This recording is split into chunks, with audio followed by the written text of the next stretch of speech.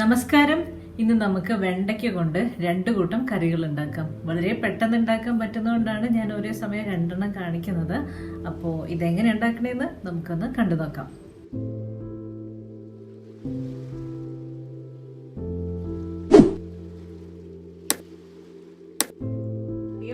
ഇപ്പോൾ ഇവിടെ അധികം മൂക്കാത്ത നല്ല വെണ്ടയ്ക്ക എടുത്തിട്ടുണ്ട്.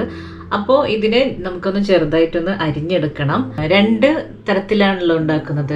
ഒന്നൊരു തോരനായിട്ടും പിന്നെ ഒരു ചെറിയ ഒഴിച്ചു കറി പോലെ.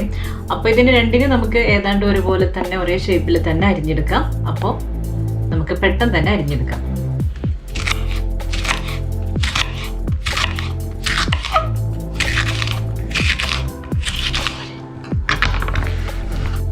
ഇപ്പോൾ വെണ്ടയ്ക്ക ഇവിടെ അരിഞ്ഞു വെച്ചിട്ടുണ്ട്. അപ്പോൾ 2ലേക്കും കൂടിയിട്ട് ഞാൻ ഒരുമിച്ചാണ് അരിഞ്ഞിരിക്കുന്നത്. അപ്പോൾ ഒരു കറിയിലേക്ക് നമുക്ക് കുറച്ച് തൈര് വേണം. അപ്പോൾ ഈ തൈര് ഇവിടെ റെഡിയാക്കി വെച്ചിട്ടുണ്ട്. പിന്നെ വേണ്ട ഇൻഗ്രീഡിയൻസ് എന്താണെന്ന് ചെയ്യുമ്പോൾ കാണിച്ചു തരാം. അപ്പോൾ ഒരേ സമയം 2 പാത്രം ഇവിടെ വെച്ചിട്ടുണ്ട്. 2 പാത്രത്തിലായിട്ട് നമുക്ക് വേവിക്കാം. അപ്പോൾ ഞാൻ 2ലും കുറേശ്ശെ വെളിച്ചെണ്ണ ഒഴിച്ചു കൊടുക്കുന്നുണ്ട്. ഒരു 2 ടീസ്പൂൺ.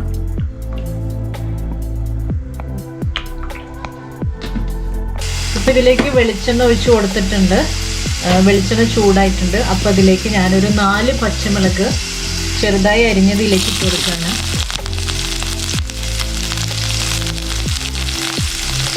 അതേസമയം തന്നെ ഇപ്പുറത്തും ഞാൻ ഒരു സവാള പൊടിയായി അരിഞ്ഞതും 2 പച്ചമുളക് ചെറുതായി അരിഞ്ഞതും ഇതിലേക്ക് ഇട്ട് കൊടുക്കുന്നുണ്ട്. ഇപ്പുറത്തെ പാനിൽ ഇപ്പം നമ്മുടെ പച്ചമുളക് മൊരിഞ്ഞ് കിട്ടിയിട്ടുണ്ട്. അപ്പോൾ അരിഞ്ഞു വെച്ചിരിക്കുന്ന വെണ്ടയ്ക്കയിലേക്ക് ഇട്ട് കൊടുക്കുകയാണ്. ഈ എണ്ണയിൽ കിടന്നിട്ട് വെണ്ടയ്ക്കനൊന്ന് നമുക്ക് മൊരിച്ചെടുക്കണം. കുറച്ചും കൂടെ വെളിച്ചെണ്ണ ഒഴിച്ചു കൊടുക്കാം. അപ്പം ഇതിൽ കിടന്നിട്ട് ഇതൊന്ന് മൊരിഞ്ഞ് കിട്ടണം. അപ്പോൾ ആ സമയം കൊണ്ട് നമുക്ക് മറ്റേ കറി ശരിയാക്കാം. ഒരു 1/4 കപ്പ് തേങ്ങ ചെരുകിയിട്ട് കൊടുക്കുന്നുണ്ട്.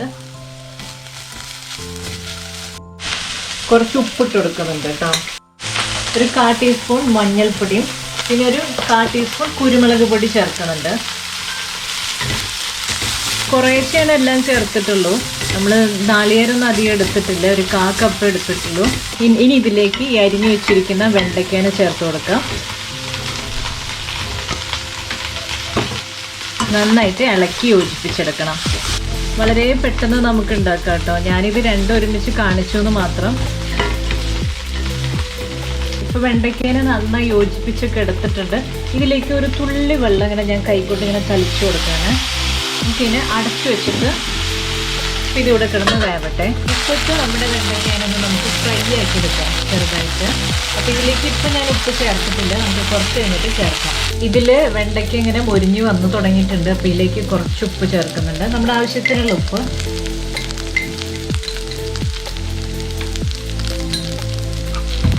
ഉപ്പ് ചേർത്ത് കൊടുത്തിട്ട് നമുക്ക് നന്നായിട്ട് ഇതിനെ ഇളക്കി ഇങ്ങനെ മൊരിച്ചെടുക്കാം.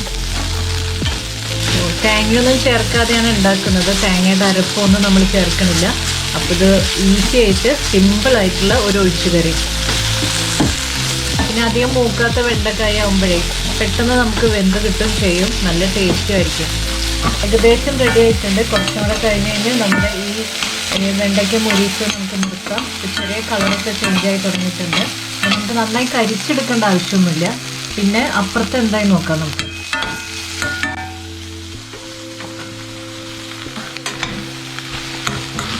പെട്ടെന്ന് വെന്തിട്ടുണ്ട് കേട്ടോ. വെണ്ടയ്ക്ക് പെട്ടെന്ന് വെന്തിട്ടുണ്ട്. ഇപ്പോൾ ഒരു ചെറിയൊരു വെള്ളത്തിൻ്റെ അംശമുണ്ട്. അപ്പോൾ ഇനി തുറന്ന് വെച്ചിട്ട് നമുക്ക് ഇതൊന്ന് ഡ്രൈ ആക്കി എടുക്കാം. ഇപ്പോൾ ഈ വെണ്ടയ്ക്ക മെഴുക്ക് പുരട്ടി തയ്യാറായിട്ടുണ്ട് കണ്ടോ. നന്നായി ഡ്രൈ ഒക്കെ ആയിട്ടുണ്ട്. അപ്പോൾ ഇനി ഇതിലേക്ക് കുറച്ച് കറിവേപ്പില ഞാൻ പൊട്ടിച്ചിട്ട് കൊടുക്കുന്നുണ്ട്. അപ്പോൾ നമ്മുടെ ഈ ഫ്ലെയിം ഓഫ് ചെയ്യാം. ഈ വെണ്ടയ്ക്ക് മെഴുക്ക് പുരട്ടി തയ്യാറായിട്ടുണ്ട്. ഇതിൽ ഞാൻ കടുകൊന്നും പൊട്ടിച്ചിട്ടില്ല. നമ്മൾ സിമ്പിളായിട്ടാണ് ഉണ്ടാക്കിയത്. അപ്പോൾ ഞാൻ ഫ്ലെയിം ഓഫ് ചെയ്യാണ്. ഇപ്പോഴത്തെ സൈഡിൽ നമ്മുടെ വെണ്ടയ്ക്ക നന്നായിട്ട് ഇങ്ങനെ മുരിഞ്ഞൊക്കെ വന്നിട്ടുണ്ട് കണ്ടോ. ഞാൻ അധികം കളറൊക്കെ ചേഞ്ച് ആക്കുന്നില്ല. നമ്മൾ കൂടുതൽ മുരിച്ചിട്ട് ഇതിൻ്റെ പച്ച കളറൊന്നും കളയുന്നില്ല. അപ്പോൾ ഇത് ഞാൻ ഫ്ലെയിം ഓഫ് ചെയ്യാണ്. ഇനി ഈ മൊരിച്ചെടുത്തിട്ടുള്ള വെണ്ടയ്ക്കാനെ നമുക്ക് തൈരിലേക്കൊന്ന് ഒഴിച്ചെടുക്കാനുണ്ട്. ഇവിടെ 2 കപ്പ് തൈര് ഞാൻ എടുത്തിട്ടുണ്ട്. അതിലേക്ക് ഈ മൊരിച്ച് വെച്ചിരിക്കുന്ന വെണ്ടയ്ക്ക ഇട്ട് കൊടുക്കുകയാണ്. അപ്പോൾ ഈ തൈരിൽ ഉപ്പ് ചേർത്തിട്ടില്ല കേട്ടോ. അപ്പോൾ നമുക്കിതൊന്നും കൂടെ ചേർത്തിട്ട് നന്നായി ഇളക്കിയിട്ട് ഒന്നും കൂടെ ഉപ്പൊക്കെ നോക്കിയിട്ട് ചേർക്കാം.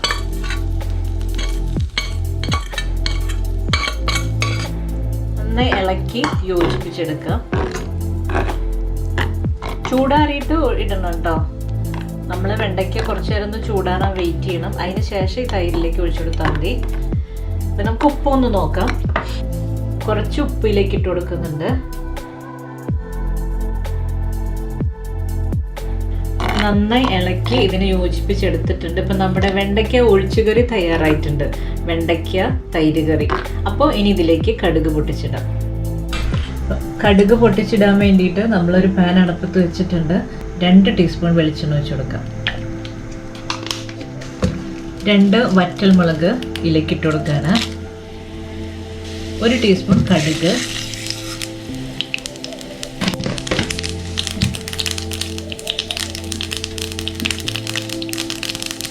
ഇനി ഇതിലേക്ക് കുറച്ച് കറിവേപ്പില ഇട്ട് കൊടുക്കാം.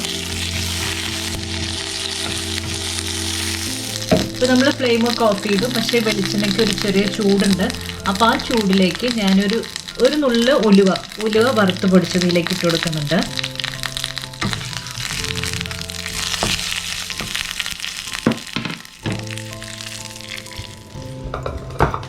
ഈ കടുക് വറുത്തതെല്ലാം കൂടെ നമ്മുടെ ഈ വെണ്ടയ്ക്ക തൈര് കറിയിലേക്ക് ഇട്ട് കൊടുക്കാം.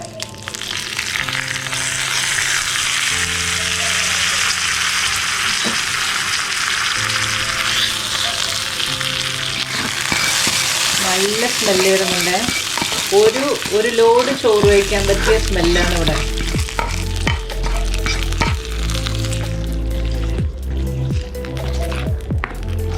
അടിപൊളി കറി. അപ്പോൾ വളരെ എളുപ്പത്തിൽ തയ്യാറാക്കാൻ പറ്റിയ നമ്മുടെ വെണ്ടയ്ക്ക തൈര് കറി തയ്യാറായിട്ടുണ്ട്. ഇത് വളരെ മിനിമം ഇൻഗ്രീഡിയൻസേ ഉപയോഗിച്ചിട്ടുള്ളൂ. ഇനി നമുക്ക് അടുത്ത വെണ്ടയ്ക്ക തോരൻ അല്ലെങ്കിൽ വെണ്ടയ്ക്ക മെഴുക്ക് പുരട്ടീനെ ഒരു പാത്രത്തിലേക്ക് മാറ്റാം. അപ്പോൾ ഈ വെണ്ടയ്ക്ക മെഴുക്ക് പുരട്ടി നമ്മളൊരു വേറൊരു പാത്രത്തിലേക്ക് മാറ്റിയെടുക്കുകയാണ്. കണ്ടോ, നല്ല പച്ച കളറിൽ തന്നെയാണ് ഇത് കിടക്കുന്നത്. നമ്മുടെ കളറൊന്നും മാറിപ്പോയിട്ടില്ല.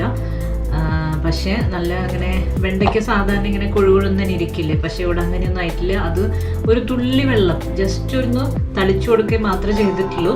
പിന്നെ 5 മിനിറ്റ് നേരം നമ്മൾ മൂടിയിട്ടു. അപ്പോൾ അതിൻ്റെ ആവിയിൽ അതൊന്ന് വെന്ത് കിട്ടി. പിന്നെ നമുക്ക് ഇത്തിരി വെള്ളം കൂടുതലാണെന്ന് തോന്നുകയാണെങ്കിൽ അത് തുറന്നു വെച്ചിട്ടൊന്ന് ഡ്രൈ ആക്കി എടുത്താൽ മതി. ഇതിൽ കടുകൊന്നും പൊട്ടിച്ചില്ല. നമ്മൾ സിമ്പിളായിട്ട് ഒരു കുറച്ച് എണ്ണയിൽ മാത്രമേ ഇതിനെ വേവിച്ചെടുത്തിട്ടുള്ളൂ. ഇതിൻ്റെ പോഷകാംശങ്ങളൊന്നും നമുക്ക് നഷ്ടപ്പെട്ടിട്ടില്ല. അപ്പോൾ ഇത് എല്ലാവർക്കും ഇഷ്ടമായി കാണുമെന്ന് വിചാരിക്കുകയാണ്. ചൂണിനുള്ള 2 തരത്തിലുള്ള നമ്മുടെ വെണ്ടയ്ക്ക കറി തയ്യാറായിട്ടുണ്ട്. ഒരു ഒഴിച്ചു കറിയും പിന്നെ ഒരു തോരൻ അല്ലെങ്കിൽ മെഴുക്ക് പുരട്ടി. അപ്പോൾ ഇത് എല്ലാവരും ഇങ്ങനെയൊക്കെ ഒന്ന് ട്രൈ ചെയ്ത് നോക്കുക. വളരെ എളുപ്പമാണ്. അധികം സമയം നമ്മൾ കിച്ചണിൽ കിടന്ന് ബുദ്ധിമുട്ടേണ്ട ആവശ്യമൊന്നുമില്ല. എല്ലാവർക്കും ഇഷ്ടമായി കാണുമെന്ന് വിചാരിക്കുന്നു. അപ്പോൾ ഇനി അടുത്ത റെസിപ്പിയുമായിട്ട് കാണാം. നന്ദി, നമസ്കാരം.